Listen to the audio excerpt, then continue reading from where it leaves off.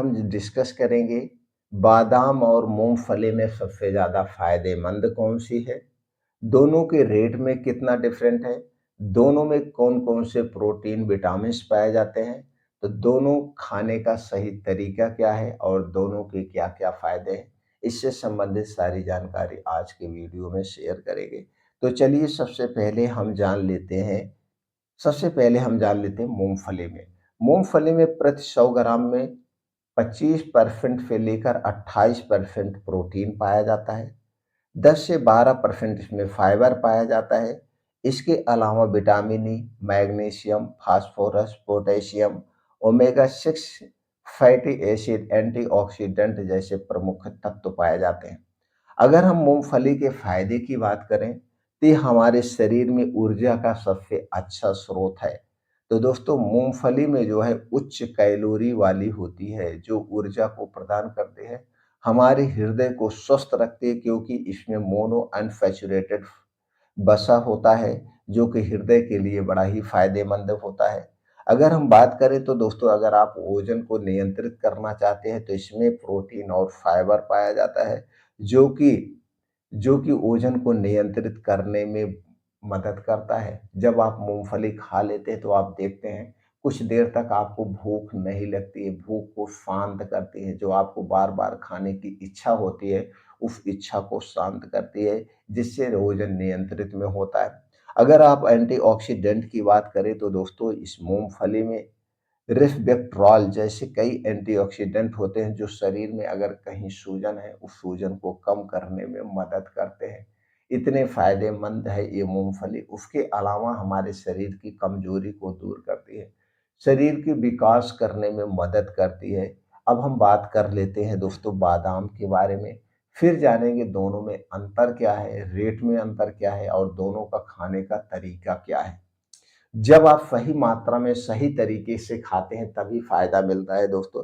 अब हम बादाम की बात करें तो दोस्तों बादाम में प्रोटीन, फाइबर, ओमेगा 3 6 एसिड पाया जाता है। ओमेगा 3 और 6 9 तीनों प्रकार के एंटीऑक्सीडेंट पाए जाते हैं। Vitamin E, calcium, magnesium, potassium जैसे तत्व पाए जाते हैं। दोस्तों बादाम को हमारे दिमाग के लिए सबसे फायदेमंद माना जाता है।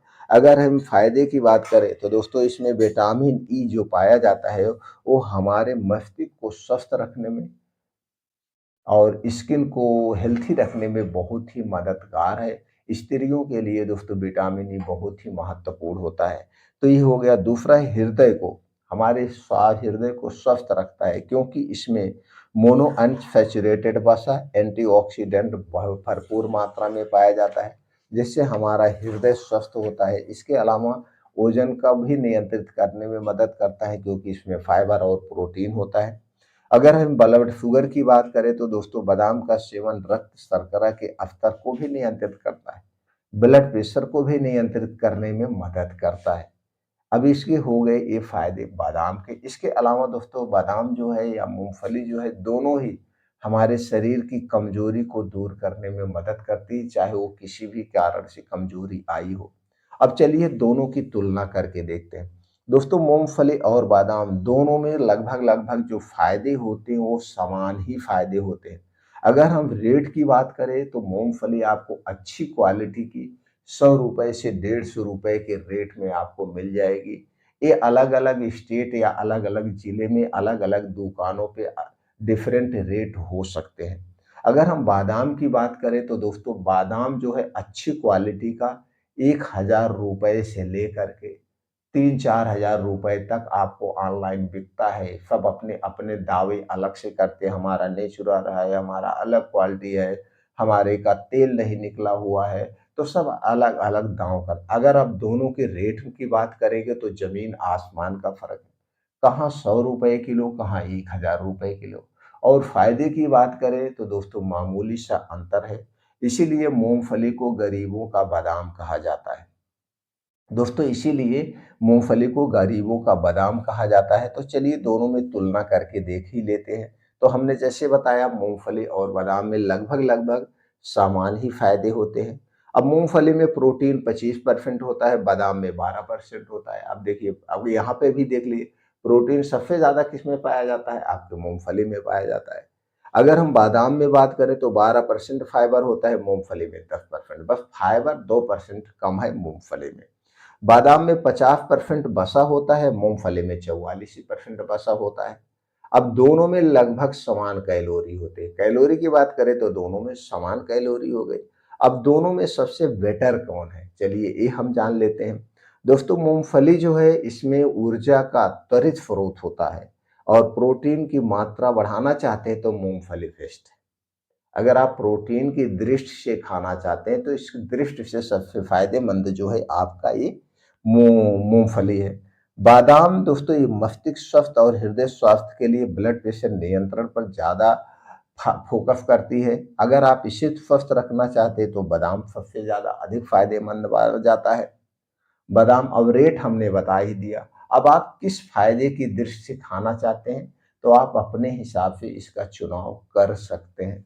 अब हम उपयोग विधि की बात करें तो उपयोग कैसे करना है उसके बारे में जान लेते हैं। दोस्तों मूंगफली को आप स्नैक के तौर पे भी ले सकते हैं और इसे दोस्तों आप जो है इसको बटर बना के खा सकते हैं या ऐसे मूंगफली को भून के खा सकते हैं, मूंगफली को रात में भिगो के सुबह खा सकते हैं। कई तरीके हैं खाने के। जब ड्राई फ्रूट का लड्डू बनता है तो उसमें भी आप मूंगफली का प्रयोग कर सकते हैं। अब एक दिन में कितना मूंगफली लेना चाहिए? एक दिन में दोस्तों 25 ग्राम से 50 ग्राम ही मूंगफली लीजिए, इससे ज़्यादा मत लीजिए। अगर आप इससे ज़्यादा लेंगे तो शरीर के कई अंगों पर इसका दुष्परिणाम पड़ेगा। आपके पाचन तंत्र को ज़्यादा मेहनत करना पड़ेगा, उस पे भी लोड बढ़ेगा और आपकी किडनी पे भी लोड पड़ेगा, तो इससे अधिक मात्रा में नहीं लेना चाहिए। तो 2 ही तरीका है, इसे रात में भिगो करके सुबह बीन्स के साथ ले सकते हैं। जब भी लीजिए अकेले मत लीजिए, बीन्स के साथ जैसे चने के साथ ले लीजिए, उसके साथ ले सकते हैं, मूँगफली के साथ ले लीजिए। अगर भून के लेना है तो इसे भून के रख लीजिए, घी में भून के रख लीजिए या वैसे ही भून के रख लीजिए। आप कहीं सफ़र कर रहे हैं, वैसे कर रहे हैं तो भी आप इसे खा सकते हैं।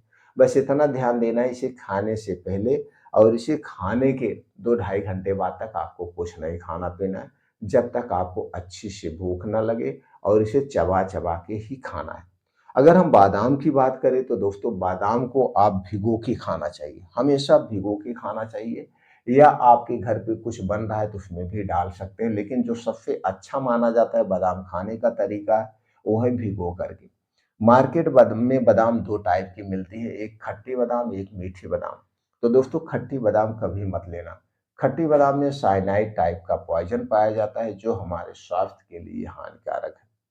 जो हमारे स्वास्थ्य के लिए हानिकारक है, हमेशा मीठी बादाम लेना, चख करके बादाम लेना और बादाम लेने के बाद अब एक दिन में हमें कितना बादाम खाना चाहिए?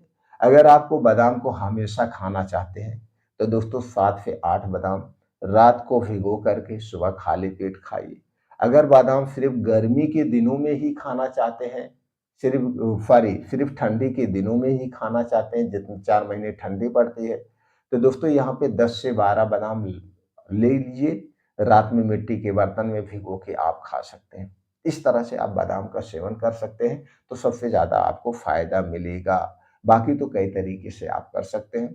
दोस्तों इसके बाद भी आपको कोई और जानकारी चाहिए तो कमेंट सेक्शन के माध्यम से पूछ सकते हैं या किसी ड्राई फ्रूट के बारे में, किसी औषधि के बारे में, किसी विशेष बीमारी के बारे में, जो भी आप जानने की इच्छा है तो आप कमेंट सेक्शन के माध्यम से आप हमसे पूछ सकते हैं।